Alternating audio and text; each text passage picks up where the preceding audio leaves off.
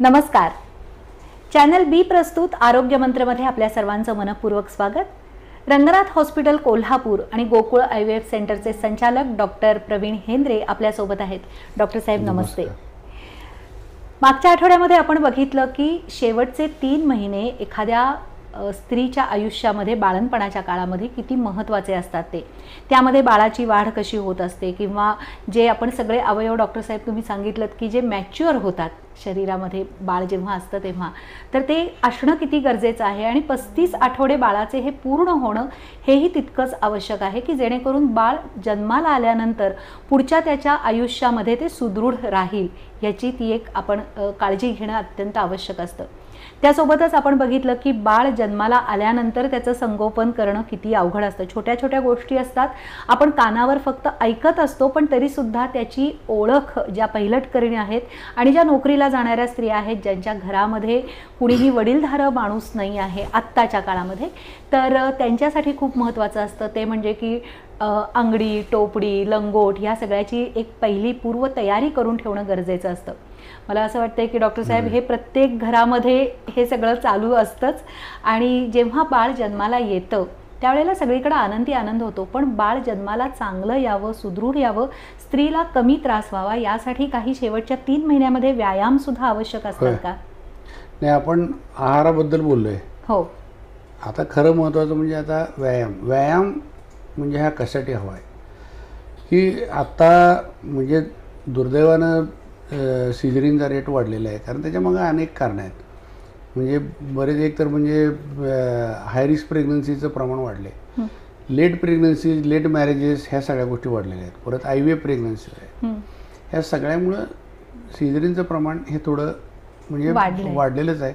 Even government हॉस्पिटल्समधलं सुद्धा वाढलेलं आहे. म्हणजे प्रायव्हेटमधलं वाढलं आहे आणि गव्हर्नमेंटचं वाढलं नाही असं नाही, गव्हर्नमेंटमध्ये सुद्धा वाढलेलं आहे. कारण गव्हर्नमेंटमध्ये सुद्धा ज्या पेशंट डिलिव्हरीला येतात त्यासुद्धा अशा हाय रिस्क पेशंट जास्त यायला लागले, त्यामुळे त्यांना दुसरा पर्याय सेफ्टीसाठी सिझरिन हे करायला लागतं. तर नॉर्मल डिलिव्हरी होण्यासाठी म्हणजे शक्यतो कसं आहे की नॉर्मल डिलिव्हरी होण्यासाठी काय करायला लागतं का, म्हणजे काय हवं आहे, गरज काय, तर तिचं जनन मार्गाची जी वाट आहे की जी म्हणजे आता ही वाट जी आहे ती सरळ नाही, ही अगदी वळणावळणाची आहे. बरोबर. इट इज जे शेप. तर त्याच्यामध्ये बरोबर ते हेड आत जाऊन ते बरोबर बाहेर म्हणजे जनन मार्गाच्या बाहेर यायला आवश्यक असतं. तर बाळाचं जे डोकं आहे हे साधारणपणे त्याचं जे 2.5 किलो, 3 किलोपर्यंत जे काही वजन असतं बाळ, त्या वजनाच्या बाळाचं वजन सर्वसाधारण म्हणजे हे असलं तरी त्याचं माप जे आहे म्हणजे बायपराचं डायमीटर जे आहे हे 10 सेंटीमीटर असतं, म्हणजे ॲव्हरेज.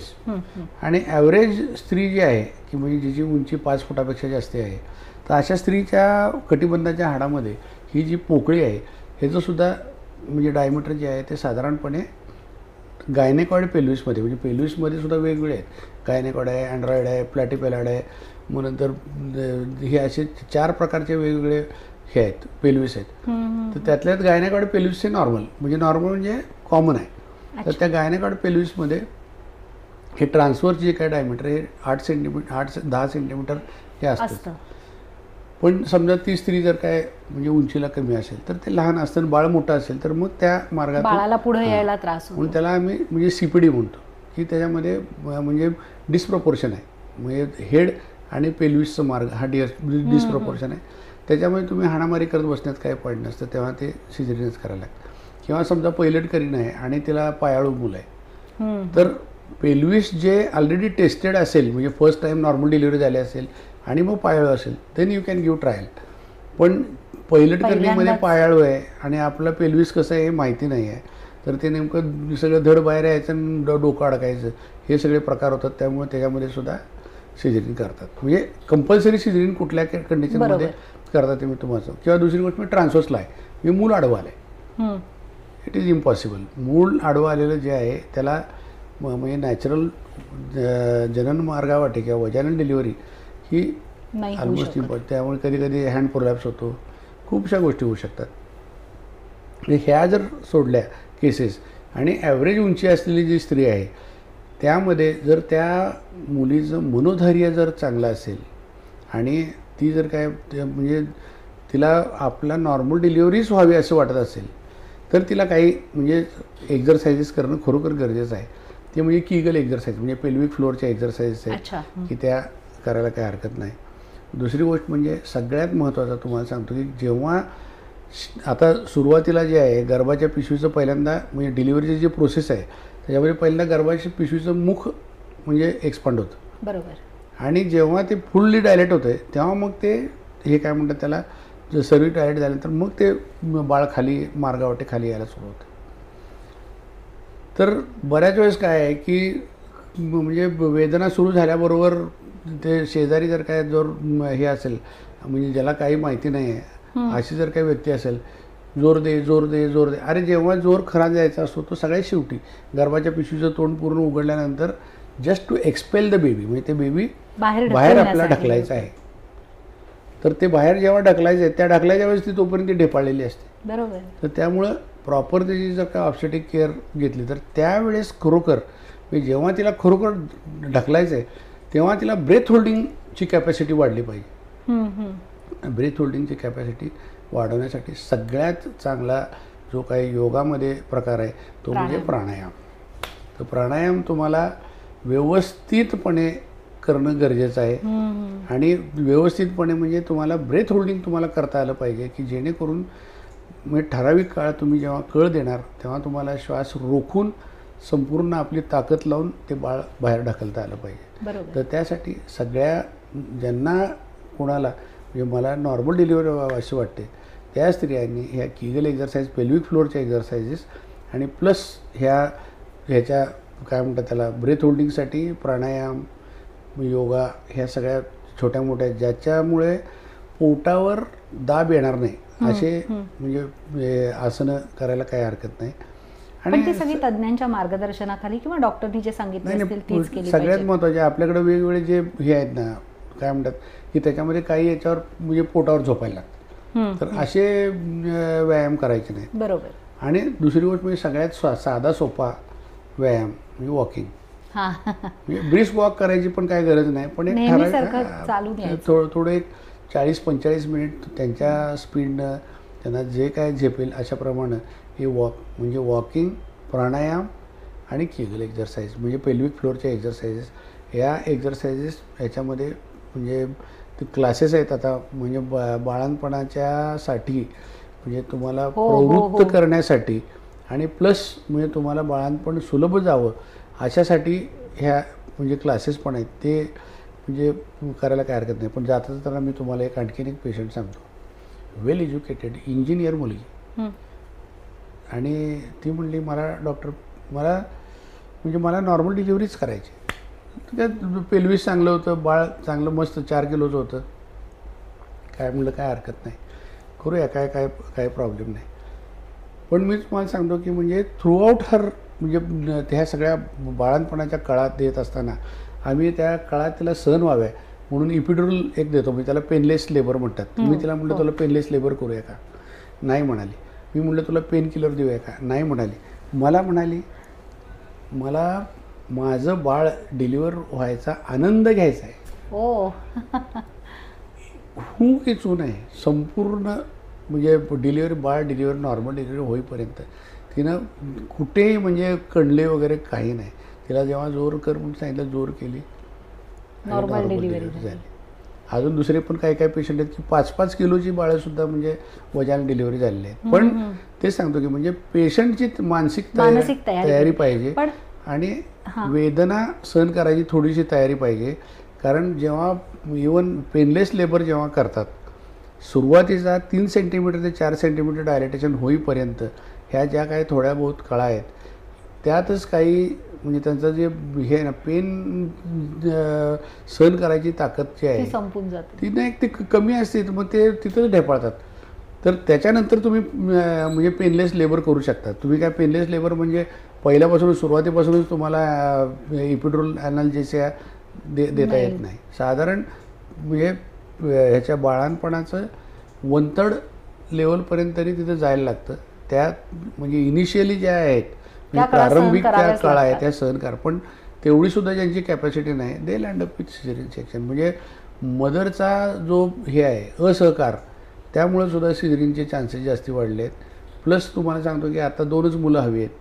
मग आम्हाला काय कुठं सिझर जास्ती करून मग डिलिव्हऱ्या जास्ती करायच्या. मला हे नको, वेदना नको बाबा, मला काय काळा सहन करायचं नाही, अशा पण स्त्रिया खूप आहेत. ह्या अशा सगळ्या सिझेरियनचं प्रमाण वाढलेलं आहे. पण तरीसुद्धा मी सांगितलं तसे 4 किलो आणि 5 किलोचे सुद्धा बाळं आहेत जे आहेत की त्यांच्या ज्या म्हणजे आया आहेत त्यांना जेव्हा दे आर मोटिवेटेड आणि त्या जर काय कळा द्यायला तयार असतील तर त्यांचीसुद्धा नॉर्मल डिलिव्हरी ही होऊ शकते. अवघड जरी असली त्यांना थोडा सपोर्ट लागतो. काही वेळेस फोर्सेप म्हणजे चिमटा लावून बाळ बाहेर काढायला लागतं, काही वेळेस त्यांना फंडल प्रेशर द्यायला लागतं. ह्या सगळ्या ज्या काही मॅन्युअर आहेत हे तिथे म्हणजे जवळपास आपल्याजवळ असलेला जो गायनेकॉलॉजिस्ट आहे किंवा ऑब्स्टेट्रिशियन आहे, कारण ऑब्स्टेट्रिक्सचा अर्थच असा आहे की त्याचा लिटरली मिनिंग असं आहे की स्टँड बाय म्हणजे we are standing by what is going on. म्हणजे ते जे काय हे आहे आम्ही अवलोकन करणं हे आमचं कर्तव्य आहे की सगळं नॉर्मल चाललंय का नाही. आणि जोपर्यंत नॉर्मल चाललंय तोपर्यंत आम्ही मध्ये इंटरव्हेन्शन कुठेही करायचं नाही. आणि मग जेव्हा समजा जिथे प्रॉब्लेम येईल तिथे आम्ही त्यात आमचा म्हणजे रोल तिथं अदा करायचा आहे ही. आणि तुम्हाला सांगतो की नॉर्मल डिलिव्हरी करायची जी काही कला आहे ही कला म्हणजे जवळ आता वेंटूस म्हणजे त्याला हे लावता येतं. ते कुठल्या त्या पिक्चरमध्ये दाखवलं बघा, त्या आमिर खानच्या 3 Idiotमध्ये त्यांनी दाखवलं ते व्हॅक्यूम तयार केला तो. तर ते व्हॅक्यूमचा खरोखर चांगला उपयोग करता येतो. व्हॅक्यूम येते, फोर्सेप येतं, फंडल प्रेशर येते. फक्त याच्यामध्ये कसं आहे की त्यांना थोडं म्हणजे पेशन्स ठेवायला पाहिजे आणि आपला म्हणजे मोटिवेटेड पाहिजे की यस मी थोडेसे सहन करेन पण नॉर्मल डिलिव्हरीसाठी जाईल. होऊ शकते त्याला काय. नक्कीच. अजून याचबद्दलचा एक प्रश्न मनामध्ये आहे, डॉक्टर साहेबांना विचारायचा आहे, पण या विश्रांतीनंतर. आरोग्य संवर्धन आणि विविध आजारांविषयी जनजागृती करणारा चॅनल बी चा कार्यक्रम आरोग्य मंत्र. आजाराची लक्षणं, खबरदारी आणि उपचार पद्धती याबद्दल माहिती मिळेल तज्ज्ञ आणि अनुभवी डॉक्टरांकडून. आरोग्य मंत्र मध्ये पहा रंगनाथ हॉस्पिटलचे स्त्रीरोग तज्ज्ञ डॉक्टर प्रवीण हेंद्रे यांना. या कार्यक्रमात आपण त्यांच्याशी IVF म्हणजे काय, संतुलित आहार कसा असला पाहिजे, फॅब्रॉइड म्हणजे काय, 2 सीझर झाले तर रिस्क नेमकी कोणती असते, लहानपणापासून मुलींची वाढ होत असताना त्यांच्या आरोग्याची काळजी कशी घ्यायची या सर्वांविषयी संपूर्ण माहिती. आरोग्य मंत्र दर शनिवार सायंकाळी 7:30 वाजता 532 क्रमांकाच्या बी चॅनलवर. विश्रांतीनंतर पुन्हा एकदा आपल्या सर्वांचं मनपूर्वक स्वागत. चॅनल बी प्रस्तुत आरोग्य मंत्रमध्ये. डॉक्टर साहेब, आत्तापर्यंत आपण बघितलं की नॉर्मल डिलिव्हरी आणि सिझेरियन यामध्ये अलीकडच्या काळामध्ये सिझेरियनचं प्रमाण का वाढलेलं आहे हे तुम्ही सांगितलं. पण मला अजूनही एक शंका म्हणून मी विचारते तुम्हाला की खेडेगावामध्ये अजूनही नॉर्मल डिलिव्हरीज होतात आणि तिथं डॉक्टर असतीलच असं नाही. अनेकदा सुईणी किंवा ज्या प्रशिक्षित नर्स आहेत तर यांच्याच मार्फत त्या डिलिव्हरी केल्या जातात. मग त्यांनाही तिथं काही असे प्रॉब्लेम्स अचानक फेस करावे लागतात. आता तुम्हाला सांगतो की नाही की सुदैवानं खरंच तुम्हाला सांगतो की या जगामध्ये या म्हणजे भारतासारखी म्हणजे मी एकदा सांगितलं तुम्हाला की आरोग्यसेवा जी आहे ही कुठंही नाही, कुठंच नाही. आपल्याकडे तुम्हाला सांगतो म्हणजे ह्याच्या आरोग्य सेविका आहेत, अंगणवाडी सेविका आहेत, खूप त्या ट्रेंड आहेत, नाही ट्रेंड आहेत आणि तत्पर आहेत. त्यांना बरोबर कळतं की ही आता डिलिव्हरी होणार नाही, हे अवघड व्हायला लागलेली आहे, let us go to hospital. मग ते PHCला जातात. PHCचे डॉक्टर ते ॲसेस करतात की हे आपल्याकडे डिलिव्हरी होणार असेल, ते सुद्धा ट्रेंड आहेत. ते जर काय होणार नसेल तर ते रुरल हॉस्पिटलला पाठवतात. रुरल हॉस्पिटलमध्ये समजा त्यांना जर का वाटलं की बाबा हे आपल्या ते बऱ्याच रुरल हॉस्पिटलमध्ये आता सिझरिन होते आणि समजा त्यांच्याजवळ ॲनास्थेशियोलॉजिस्ट नाही किंवा काय म्हणजे हाय रिस्क आहे, ते याला गव्हर्नमेंटच्या ह्याला डिस्ट्रिक्ट हॉस्पिटलला पाठवतात. आणि CPR हॉस्पिटलमध्ये मी तुम्हाला सांगतो की आत्ता या घडीला दररोज कमीत कमी 25 ते 30 पेशंट ॲडमिट होतात आणि दररोज ॲव्हरेज 20 डिलिव्हरीज होतात. त्यातले सिझरिनचे प्रमाण सुद्धा जवळजवळ 50% किंवा म्हणजे 30-40% आहे. कारण काय ते हे सगळे अशा म्हणजे आलेले पेशंट असतात आणि त्या नर्सेसना आणि दाईंना हे ट्रेनिंग आपल्या ह्याने आरोग्य विभागानं दिलेलं आहे. त्यामुळे त्यांना निर्जंतुकीकरण कसं करायचं, नंतर बाळाला सेफली कसं डिलिव्हर करायचं, या सगळ्या गोष्टी. आणि दुसरी गोष्ट सगळ्यात महत्त्वाचं तुम्हाला सांगतो, सिटीतल्या मुली आणि खेड्यातल्या मुली ह्यांचा टॉलरन्स जो आहे, पेन टॉलरन्स, तो खेड्यामध्ये जास्त आहे. खेड्यामधल्या स्त्रियांना किंवा तुम्हाला सांगतो की नाही, म्हणजे जे समजा झोपडपट्टी किंवा हे अशातल्या त्या स्त्रियांचा पेन टॉलरन्स खूप आहे. तर पेन टॉलरन्स खूप असल्यामुळं they can tolerate labour pains, आणि त्यांना पहिल्यापासून तुला कळा द्यायच्यात हे सगळं सांगितलं असते, मनावर बिंबवलेलं असतं. आणि इथं आपल्याकडे कसं आहे माहिती आहे का, अगं तू काय काळजी करू नकोस, नाही झालं तर सिजरिन चालते हे असं आयाच त्यांना भरीत पडतात. मग ती कशाला काय म्हणजे सहन करते, तिचा टॉलरन्स कमी होतो. तर त्यामुळे आता सिजरिनचा हा जरी म्हणजे हा शेवटच्या टप्प्यातला हे आहे, पण त्यापूर्वी आता आपण अजून एक गोष्ट बघायची राहिली आहे, म्हणजे पेशंटची म्हणजे तपासणीला कधी यायचा. आता 7वा 8वा 9वा महिना, मग 9 महिन्याचे झाल्यानंतर 10व्या महिन्यातले 7 दिवस, 9 महिने 7 दिवस म्हणजे 40 आठवडे होऊन जातात. तर पहिले 7व्या आणि 8व्या महिन्यामध्ये आम्ही 15 दिवसांनीच त्यांना फॉलोअपला बोलवतो, म्हणजे तपासणी करा. आणि 9व्या महिन्यामध्ये जे आहे हे दर आठवड्याला बोलवायला लागतं. कारण काय की त्याच्यामध्ये हे आता आपण हे काय कशासाठी त्यांना बोलवायचं, तर ज्या काही हाय रिस्कमध्ये केसेस जाणार आहेत ह्या आणि नॉर्मल केसेस कुठल्या आहेत याचं तुम्हाला वर्गीकरण करायला पाहिजे, म्हणजे डिफरन्शिएट करायला पाहिजे. जी नॉर्मल पेशंट आहे की ज्याच्यामध्ये हाय रिस्क नाही आहे त्याला जाऊ द्यायचं. मग त्यासाठी त्यांचं रेग्युलर चेकअप करायला लागतं. रेग्युलर चेकअपमध्ये काय करायला लागतं, सगळ्यात महत्त्वाचं म्हणजे वेट गेन. वेट गेन म्हणजे ॲक्च्युली पहिल्या 3 महिन्यामध्ये वेट गेन काय होत नाही, पण 4व्या महिन्यापासून 4थ्या महिन्यापासून ते 9व्या महिन्यापर्यंत साधारण 10 किलो वजन वाढावं लागतं. आणि आठवड्याला 500 ग्रॅम हा अलाउच आहे. त्यापेक्षा जास्ती जर काय म्हणजे समजा अचानक जास्ती वजन वाढायला लागलं आहे तरी सुद्धा काळजीचं काय, तर मग त्यानंतर प्री इक्लाम्सिया म्हणजे ब्लड प्रेशर वाढायची शक्यता असते. म्हणजे जास्ती वजनामधली वाढ ही महत्त्वाची आहे. म्हणजे किती वजन आहे त्या स्त्रीचं याला काही नाही, सुरुवातीचं वजन आणि होणारी वाढ ही म्हणजे दर महिन्यामध्ये एक ठराविक पद्धतीनं वजन वाढलं तर काही काळजीचं नाही, काय काळजी करायचं काय कारण नाही. पण अचानकच वजनामध्ये वाढ व्हायला लागली तर ती म्हणजे जरा डेंजर सिग्नल आहे. मग त्याच्यावर पेशंटवर लक्ष ठेवायला लागतं. त्यानंतर दुसरी गोष्ट म्हणजे तिचं ब्लड प्रेशर हे गेल्या प्रत्येक वेळेस हे बघायलाच लागतं. म्हणजे ब्लड प्रेशरमध्ये काय फरक पडतो, कारण 90, 120, 130 हे वरचं आणि खाली 90 हे प्रेग्नन्सीमधलं नॉर्मल ब्लड प्रेशर गणलं जातं. त्यापेक्षा जास्ती जर ब्लड प्रेशर जायला लागलं तर मग त्यावेळेस पेशंटवरती म्हणजे त्याला प्रेग्नन्सी इंड्युस्ड हायपरटेन्शन म्हणजे त्याचे कॉम्प्लिकेशन्स वाढायला सुरू होतात. तिसरी गोष्ट म्हणजे त्याचबरोबर युरिन ही प्रत्येक वेळेस जेव्हा पेशंट व्हिजिटला येतं त्या युरिनमध्ये अल्ब्युमिन आणि शुगर ही तपासायला लागतं. कारण जेस्टेशनल डायबिटीज जे आहे ते तुम्हाला युरिनमध्ये शुगर असली कळते. आणि दुसरी गोष्ट प्री इक्लाम्सिया जो आहे की म्हणजे झटके येणे किंवा हे जे आजार आहेत म्हणजे ह्याला प्रेग्नन्सी इंड्युस्ड हायपरटेन्शनमध्ये ह्या सगळ्यांमध्ये सगळ्यात सुरुवातीला तुम्हाला दिसतं मग युरिनमध्ये प्रोटीन्स दिसायला सुरू होतात. मग ह्या सगळ्या गोष्टी अगदी रेग्युलर चेकअप करायला लागतात. आता तुम्हाला डिलिव्हरी करायची आहे त्यामुळे तुमच्या रक्तगोठण क्रियेमध्ये काही बदल झाला आहे का, त्यासाठी ती ब्लडची टेस्ट करायला लागते. हिमोग्लोबिन तपासणी करायला लागते. लिव्हर फंक्शन टेस्ट नॉर्मल आहे का बघायला लागतं, कारण जॉन्डिस विथ प्रेग्नन्सी ही फार म्हणजे डेंजरस कंडिशन आहे. म्हणून तर तिचे रिनल फंक्शन बरोबर आहे काय बघायला लागतं आणि रक्तगोठण क्रिया ही बरोबर आहे का बघायला लागतं. म्हणजे हे इन्व्हेस्टिगेशन ब्लड इन्व्हेस्टिगेशन्स करायला लागतात. दुसरी गोष्ट म्हणजे हौशी लोकांसाठी 7वा महिना संपल्यानंतर 7व्या महिन्यामध्ये ज्यांना आपल्या मुलाचा म्हणजे चेहरा वगैरे बघायचा आहे त्यांच्यासाठी 3D 4D तेव्हा किंवा कारण त्याच्याभोवती त्यावेळेस ॲडिक्वेट लायकर असतं म्हणजे पाणी असतं, त्यामुळे ते बाळाचं तेव्हा चित्रीकरण करणं सोपं जातं. ते सुद्धा करायला काय हरकत नाही.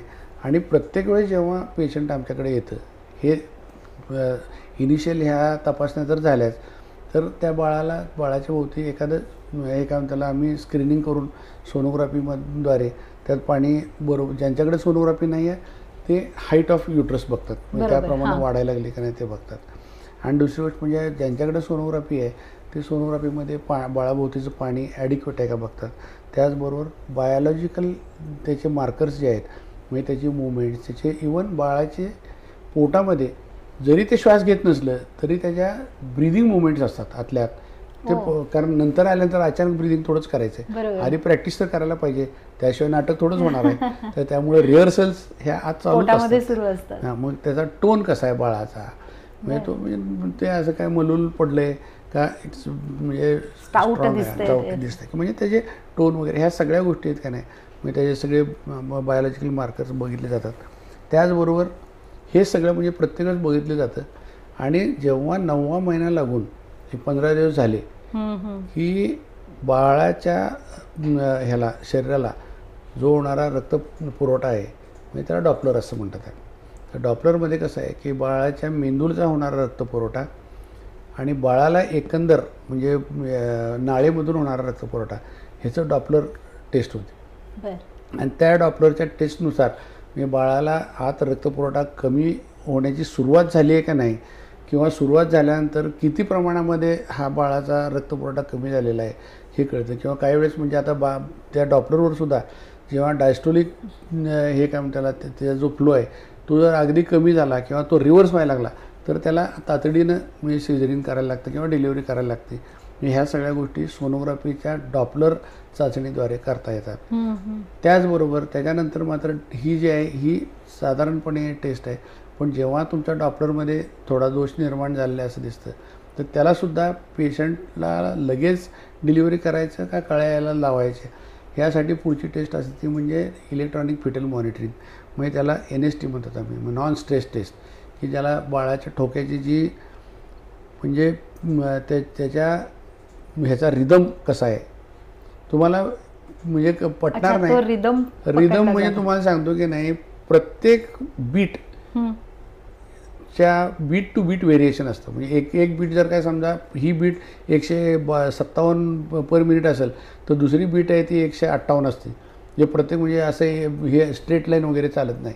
तर बीट टू बीट व्हेरिएशन त्यामधले वेगवेगळ्या प्रकारचे ॲक्सेलरेशन्स म्हणजे बाळाला ठराविक म्हणजे 10 मिनिट जेव्हा तुम्ही हा ग्राफ काढता तेव्हा त्यात ॲक्सेलरेशन्स दिसतात. मग ठराविक प्रकारचे डिसलरेशन्स आहेत, म्हणजे त्याचा परसिस्टंट टॅकिकार्डिया आहे का, म्हणजे हार्ट रेट 180च्या वर आहे का, मग नंतर किंवा कमी आहे का, हे सगळं जे आहे त्या ग्राफवरून कळतं. आणि ग्राफ डिसाईड्स की आता हे बाळ पुढं आपण थांबायचं का डिलिव्हरी करायचं.